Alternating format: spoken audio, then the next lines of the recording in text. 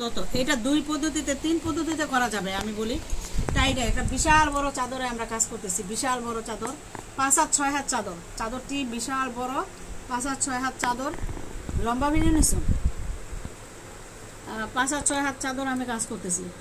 এখন এই কাজ চাদরটি আমি 3 ভাবে করতে পারবো, ঠিক আছে আপু?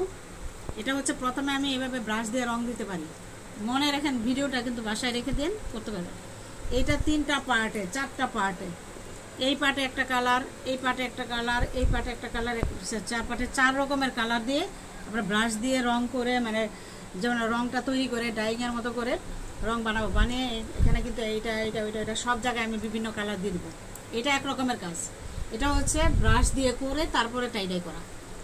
তারপরে এটা করার পরে কাপড়টা যখন শুকাবে তখন একটা পদ্ধতিতে বাঁধবো, বাঁধার পরে তখন আবার আমরা অন্য আরেকটি রং দিব, ঠিক আছে?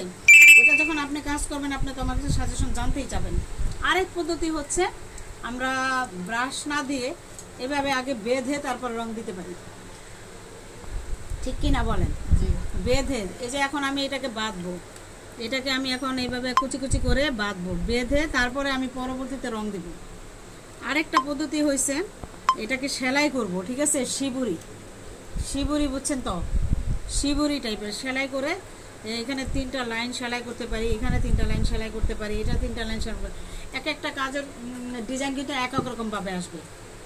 একটা ডিজাইনকে আপনি 5-6 রকমের করতে পারবেন, 7 রকমের করতে পারবেন। এটা হচ্ছে আমার করার কৌশল। আমি কোন কৌশলে কাজ করব, হ্যাঁ এটা কৌশল চেঞ্জ করা, কিন্তু কাজের নিয়মটা যদি আপনি জানা থাকে, কাজের ডিজাইন যদি আপনি জানা থাকে, আপনি যত খুশি ক্রিয়েট করতে পারেন, ডিজাইন ক্রিয়েট করতে পারেন। হ্যাঁ, তবে আপনাকে জানা থাকতে হবে। কাজ জানা থাকলে আপনার পুঁজি লাগবে না। 2 টাকা আপনার 1 লাখ টাকার জায়গায় আপনার 10,000 টাকা লাগবে, পুঁজি লাগবে না যদি আপনি কাজ জানা থাকে। আমি এটা এখন করবো কি, এই যে কুচি দিয়ে ফেলেছি দেখুন, শুধু কি ছোটো ইউটিউব ভিডিও দিতেছ, লম্বা ভিডিও দাম না, বিশাল বড় একটি চাদরে কাজ করতেছি। আমাদের স্টুডেন্ট আসছে অনেক দূর থেকে প্রশিক্ষণ নেওয়ার জন্য, তো তাকে বললাম যে ধরেন আপু, এবার ধরেন, যদিও ওদেরকে মানে দূর থেকে আসছেন, আপুকে বললাম যে আপনি এসে এখানে থেকেও প্রশিক্ষণ নিতে পারেন, আবার নিজের দেশে চলে যাবেন, যে আবার কিছুদিন পর পর আসবেন, বা আপনি আসবেন, যেহেতু ওনার মেয়ে মেডিকেলে চাকরি মানে পড়াশোনা করেন, তো ওনার মাঝে মধ্যে ঢাকায় আসতে হয়। আবার কারোর আছে যে কেউ থাকেও না, আত্মীয় স্বজন।